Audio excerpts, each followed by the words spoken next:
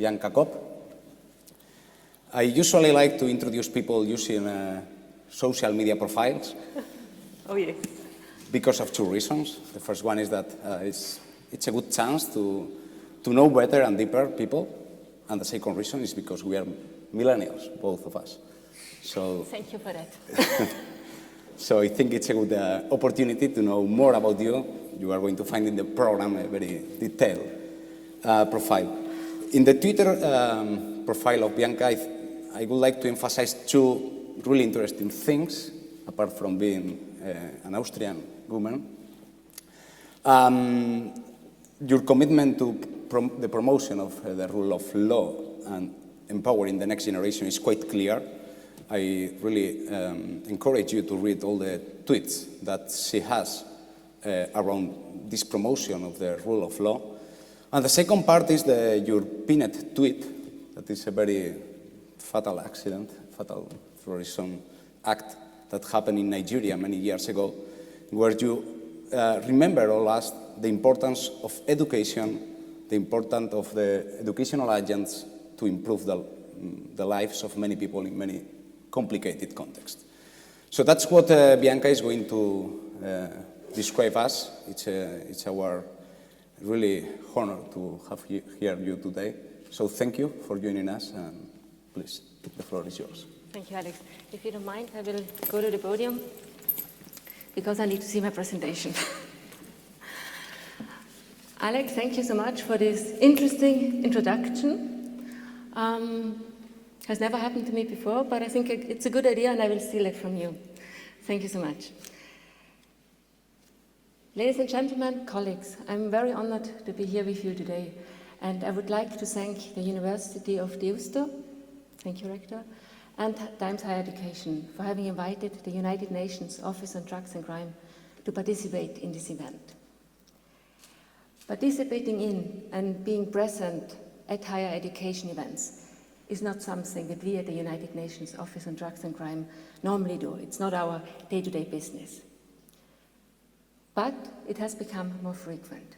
In the last years, we have strengthened our partnership with higher education institutions, and we have participated in more and more conferences where higher education institutions presented research or discussed about the future of higher education. And I have to tell you, this is a very important exercise for us, because we are stepping outside our UN bubble. Hearing from you, talking with you, listening to you, we are realizing there are so many perspectives, there are so many things that we can jointly do together, and discussing with all of you, with new stakeholders, with those that are normally not present at intergovernmental meeting where we talk and discuss normally peace and security, is a very enriching process for us. Conferences like this help us to understand that we are all on the same side. We all have the same objectives, we have different perspectives. And it's very enlightening for us to hear that what was said in the previous session, and I know the title of my session is Inspire, Change Together, but I have to say, I got very much inspired. I got inspired by Eduardo, by Mark and Jennifer, and by Carla, listening to them, talking about the challenges and why it is important that SDGs are taught at the university, particularly SDG16. Last year in New York, there was the high-level political forum on the SDGs, and there were 7 SDGs reviewed. Among them was SDG 4 and SDG 16. And member states and academics and civil society organizations reviewed the progress made. And the picture is not good, the picture is not nice. And it's more shocking because I agree with what Mark has said. SDG 16 is an enabler for all the other SDGs, but I would even go one step further. SDG 4 and SDG 16, those are the enablers for all the other SDGs. So it's high time that we link both of the SDGs. Our Secretary General has called 2020 and onwards the decade of action, because there's still a lot of progress that needs to be done. We have tried the last 5 years using our common approaches, sometimes our silo approaches. And where we are here now is not where we thought we would be. So it's high time to come up with more innovative approaches, with stronger partnerships, but also pulling together resources. and find new ways of supporting the SDGs. And this is why I'm here today. I want to talk about and I want to tell you about the Education for Justice initiative, which is a relatively new and from a UN perspective, a relatively innovative initiative. It's new for us because we have never worked with academics or educators before. Before I talk about and give you a short presentation on Education for Justice initiative, allow me to introduce my organization to you, because I'm sure that not many of you have heard about the United Nations Office on Drugs and Crime. And I'm not surprised about that, because, as I said, we normally don't work with educators or with academics, we work with our member states. Which is surprising, because our mandate is to help the countries to make the world safer from drugs, crime, and terrorism. And I would say education is a good tool to achieve this.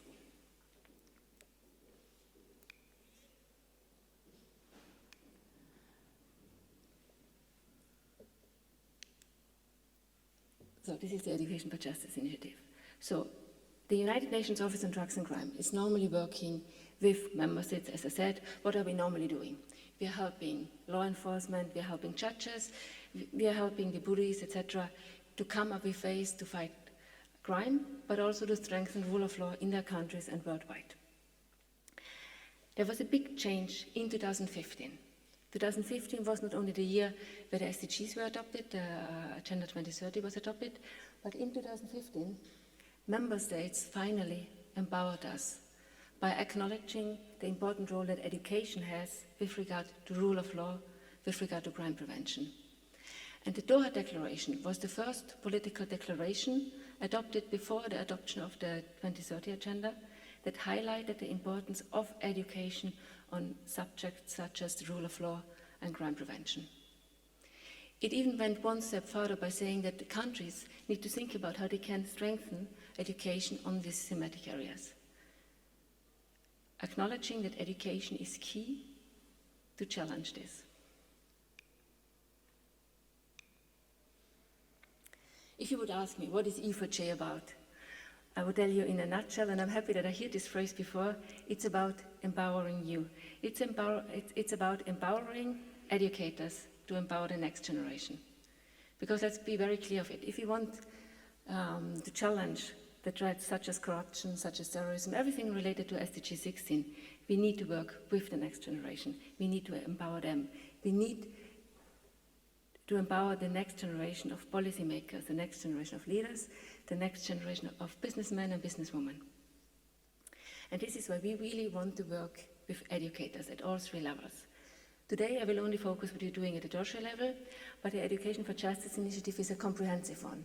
We are working together with UNESCO primary and secondary level, and we're working at the tertiary level.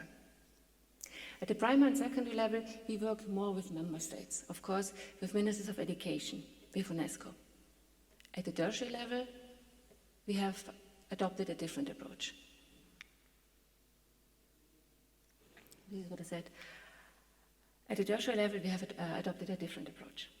There, we work directly with higher education institutions, with lecturers, with academics.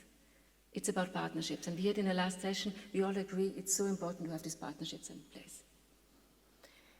The Education for Justice initiative is a truly partnership initiative. It's about reaching out to our partners, also acknowledging that we at the United Nations Office on Drugs and Crime, we are not experts in education. You are the experts. We don't want to tell you what to teach or how to teach, but we want to support you.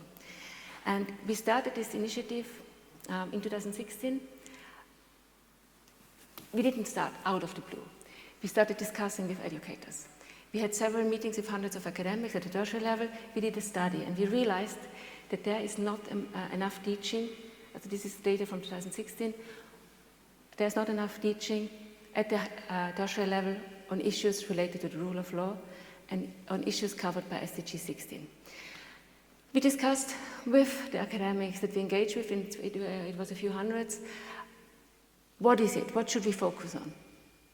And we came up with a threefold approach. So in order to address the challenge that there's not enough teaching on SDGs and not enough teaching on SDG16, we asked these academics, what should we do? Should we invest in online courses so that the students can get online and learn about corruption? Should we invest in tools? What should we do? And the answer that we got was very straightforward. Empower us, focus on us. And we agree on that. Because in today's world, I mean, all of us here in the room will still, if you're thinking about back our universities years, we still will remember this one lecturer that inspired us, that maybe, helped us finding the way where we want to end up. And this is what E4J is about. It's really about focusing on the educators, on the lecturers. We have worked and we have come up with university model tools for lecturers, not for students, to empower the lecturers to teach on issues related to rule of law. And this material was not produced by us, the United Nations. It was produced by, in total, more than 600 academics from around the world. We have worked only for the development of these tools. We have worked with more than 400 universities. I'm telling you, it was a long process. It took us 3 years, but everything that we have developed is truly peer-reviewed. So we have more than 5,000 pages of peer-reviewed material online that could be easily used by lecturers.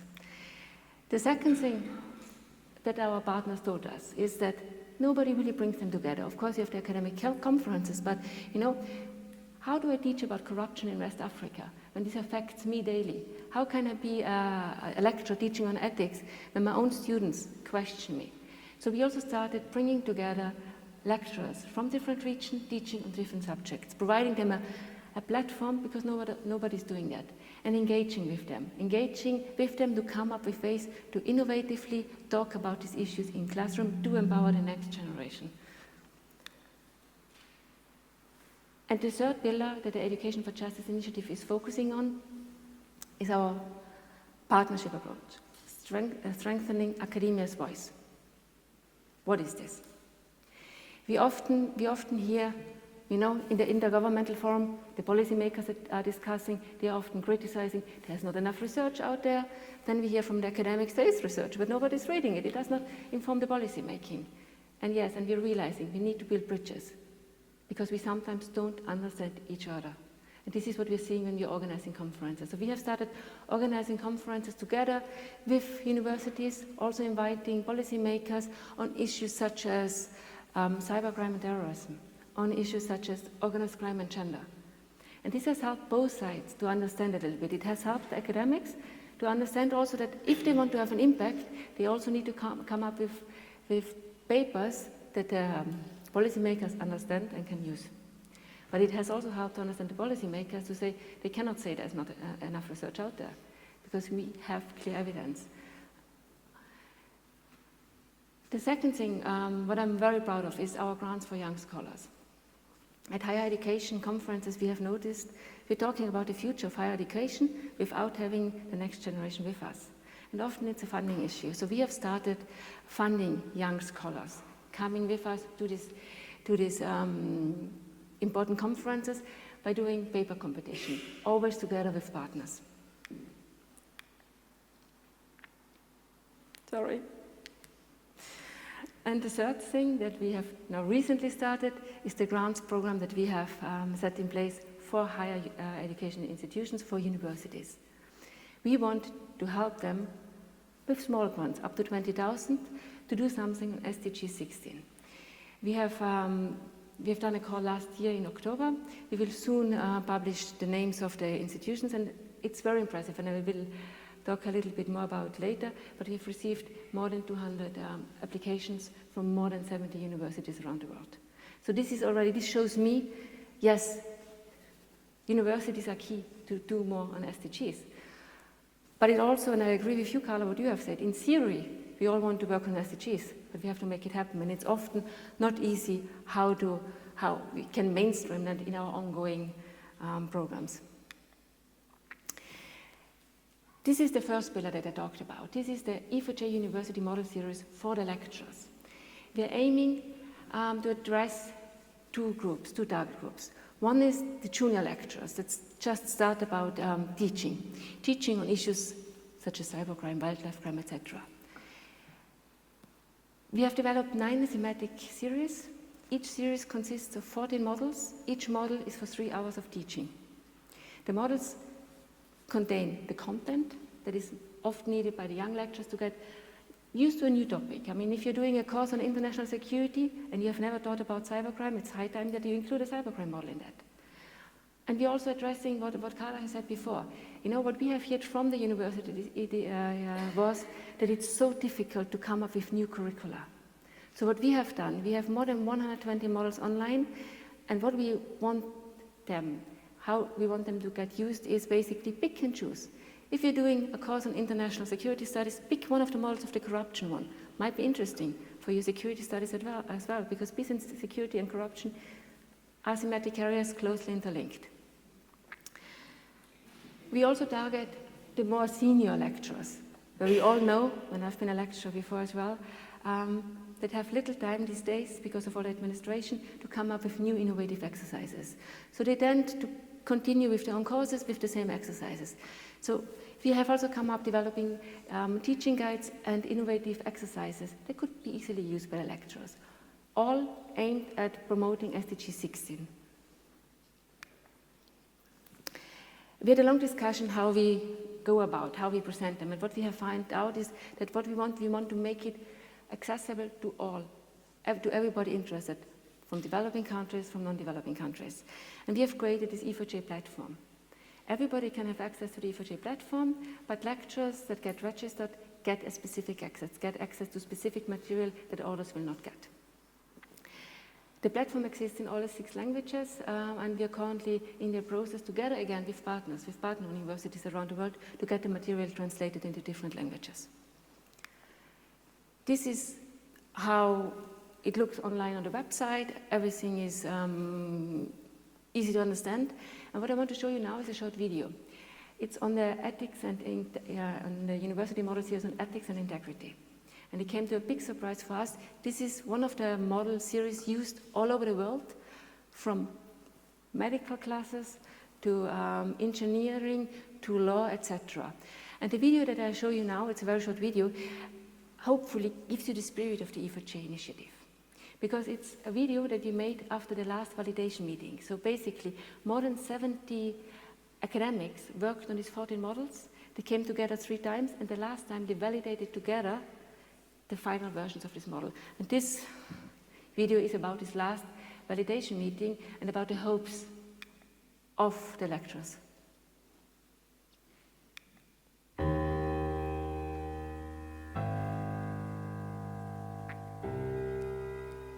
People are complex and societies are complex. Sometimes people consciously make unethical decisions. Sometimes people do evil things, but a lot of time people are doing what they feel is the best thing in a particular circumstance. I want to believe that overwhelmingly people are good. Seems people, when they get into leadership positions, also seem to forget themselves. Ethics is the most fundamental problem on the planet. People suddenly say, oh, now put on your ethical hat. How do people make decisions that exploit others? We just want to gather everything for us, even at the cost of others.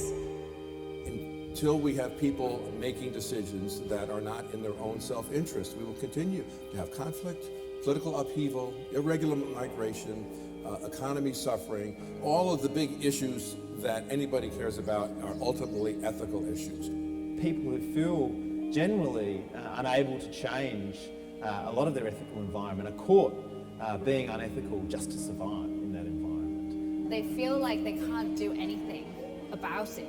It's not so easy to always know what's the best thing to do in every situation. People always try to get better and better. So how do we empower individuals to actually either come together or individually, be able to voice their concern? How do we get those individuals to reach a higher standard of conduct? So regardless of the pressures you face, that you will make ethical decisions when it most counts. Almost all the time, people know pretty much straight away what's right and what's wrong. The problem is acting on it. You shouldn't have to have a camera looking over your shoulder at every decision you make for you to make ethical decisions. If we are to deal with challenges that are the core, that is integrity and ethics, we really need to focus on what can be done by generations to come. Because, let's face it, and let's be honest with ourselves, we, my generation, has done a lousy job. If we have any way of atoning, it is by focusing and preparing the next generations of doing a better job than we have done. Education is a long-term process. You are working on a generation, and then you can have required results. It is in that spirit that we have developed the E4J initiative, and we are trying to develop materials that are appropriate for each level of education and therefore for each age group. You are part of a larger group.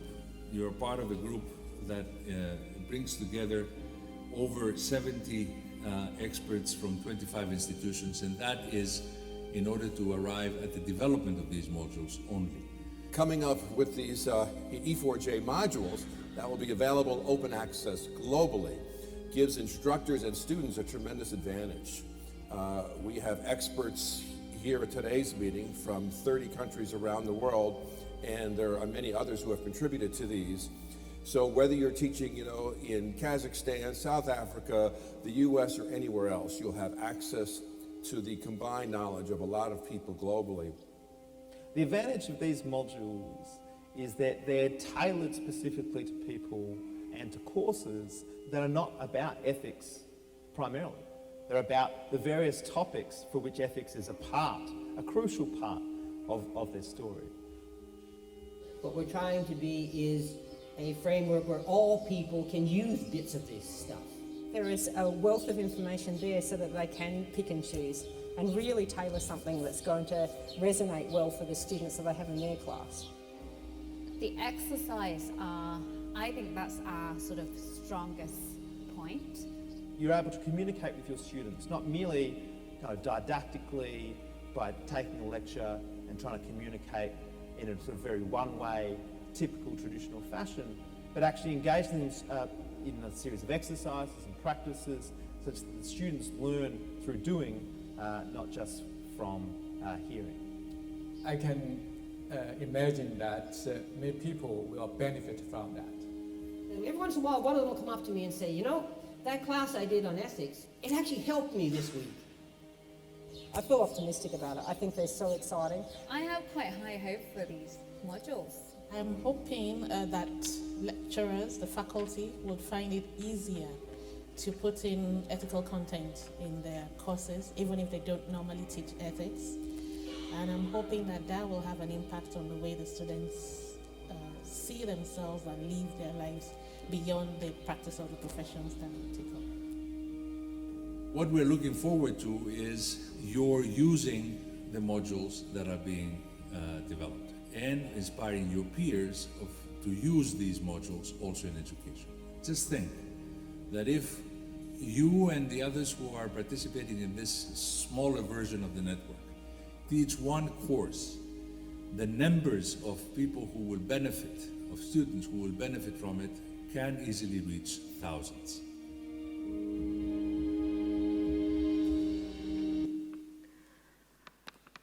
Yeah, this is another example. So what my former boss Dimitri said, and he's really the father of the Education for Justice initiative, it's how we regard higher education institutions. We really regard you as places where the next generation is formed. And this is where we value your work, and this is where we think we really need to work much more closer together to really inspire the next generation. Just to summarize our Pillar 1 work, again, we have developed models on 9 different thematic areas. We have regionalized them. They are not perfect. We have developed them together with hundreds of academics. They are not perfect. It's not that you can take them and just use it. You have to tailor them to your needs. We have tried to include multiple perspectives. This was especially important for us because UNODC, we normally only work with law enforcement. But it should not only be, the police academies or the future judges that listen and hear about these topics. It should be the political scientists. It should be the sociologists. It should be everybody that makes a difference. The structure is very easy, and again, everything is available online. The second part of our work, and I mentioned it already, is organizing together with universities conferences where we bring lecturers together, where we bring academics together, where we bring policymakers together with academics. We had a huge conference in October with more than 350 people, policymakers, and more than 150 academics from the tertiary level. And the day one was a kind of intergovernmental meeting with member states. And I think it was a really tough lessons learned for both sides, because the educators were a little bit disappointed when they hear the national statements, and the member states, they were surprised about some of the statements made by the academics. But it's a learning process, and I think we need to start. We need to build the bridges, because we cannot continue with our silo approach. The other thing, as I mentioned, we are bringing together academics. And I'm very happy what Phil said today, that, you know, for the next ranking, you're also including teaching. Because when I saw the rankings, I was very surprised. Because the universities that we work with are more from Africa, more from Central Asia, more from Latin America. They actually want to teach on SDG16. So I'm very happy that you're now including the teaching on SDG16 in your ranking. This is what I said about the young scholars. Again, doing competition for young scholars to bring them to the table. Let's not discuss the future without them. Let's empower them, but also let's be inclusive. Let's discuss with them. The grants program I've mentioned before, so more than 220 applications from universities, starting from University of Oxford to University of Makele, Uganda. So basically we received applications from almost 70 countries around the world. And while some of the high-ranking universities will receive a grant, also some of the newcomers, many African universities, have made it to the final stages. So we are very happy to see, you know, there's a huge interest and great quality around there. Here again, I mentioned it before, and many of the other panelists talked about as well, it's now the decade of action. It's now, we have 10 years left. We need to start now, to work stronger together, to inspire change together, because I think SDG16 has an impact on all of us. And SDG4 and SDG16, they are the enablers of all the other SDGs. So it's high time that we link our work much closer. That was it from my side. I'm happy that I'm sick. I see that I'm in the time limit. Happy to have a few questions.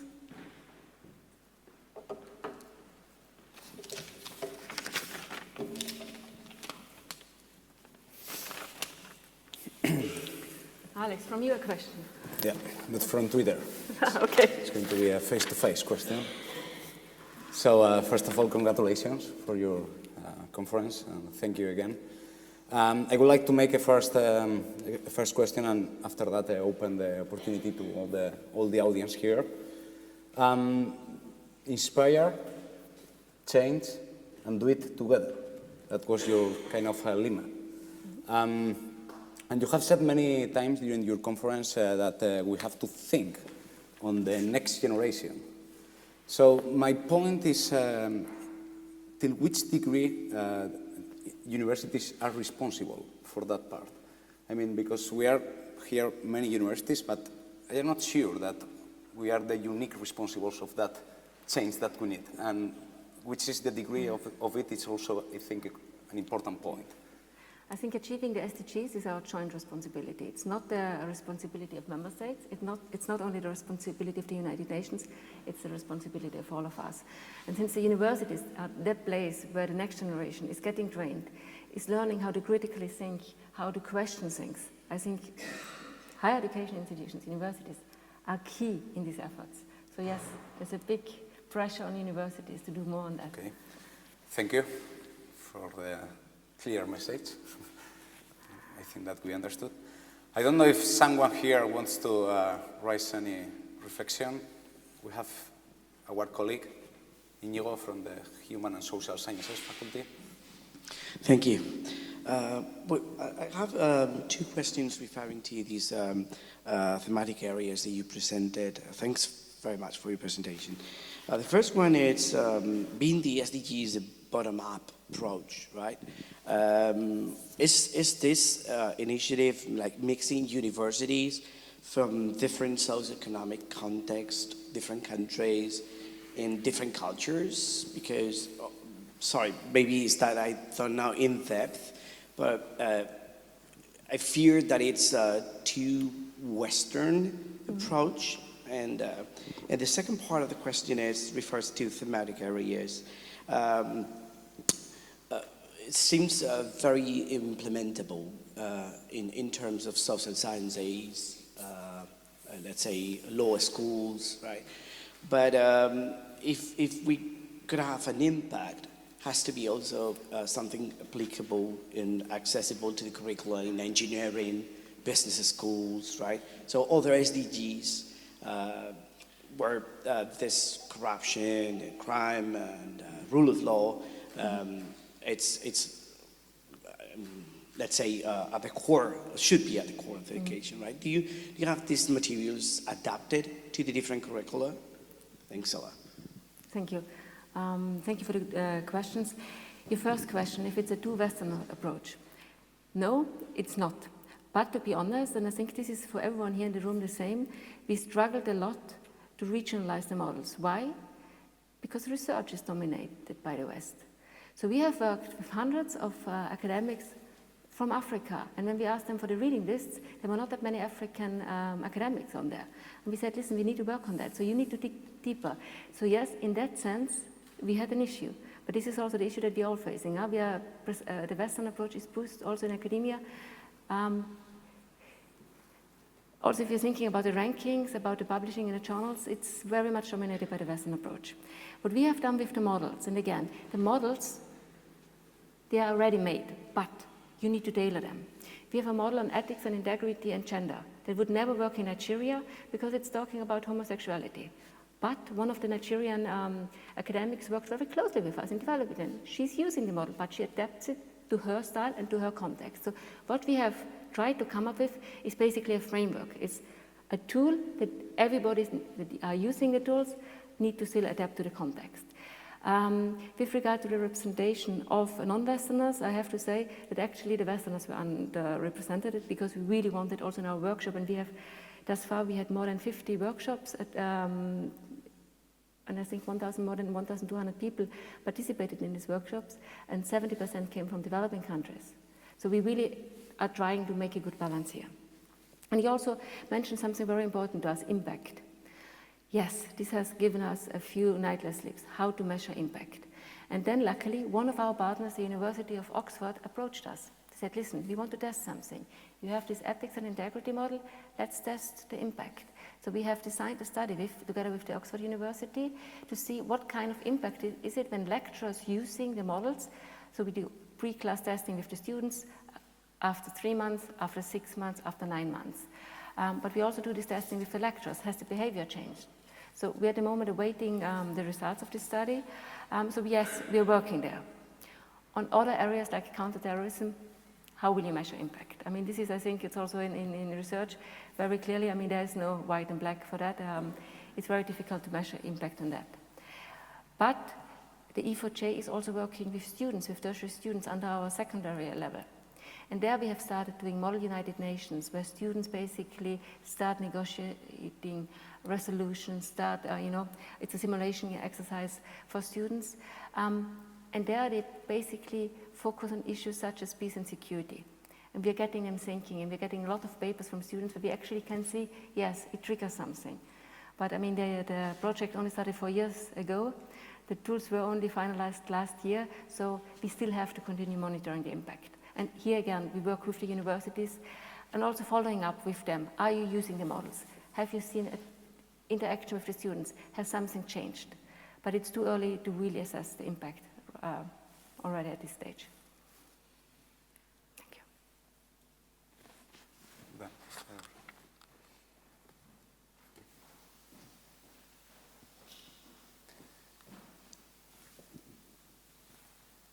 Dan Plesh from SOAS, University of London. As I understand it, a very large part of the budget for your unit comes from the state of Qatar. How does your unit deal with the internal situation within the state of Qatar with respect to justice, and how far does Qatar's investment as a state in your unit affect or interact with its public diplomacy on its own internal issues? Thank you. Also, this is a valid question. We are the United Nations.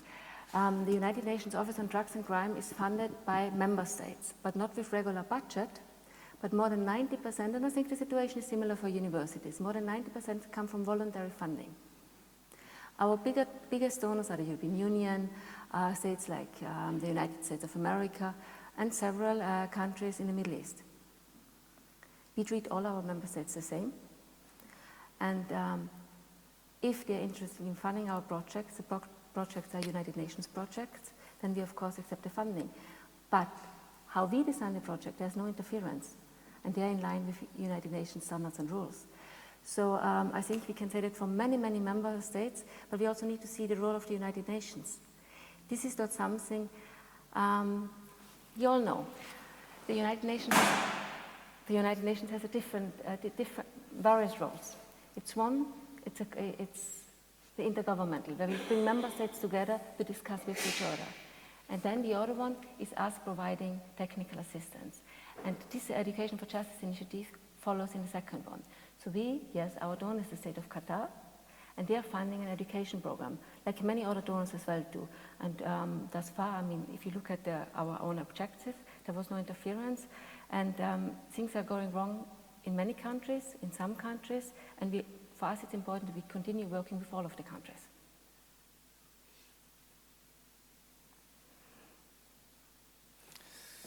Okay, so thank you once again for your contribution, and let's say see you later at the dinner with a warm applause. Thank you so much.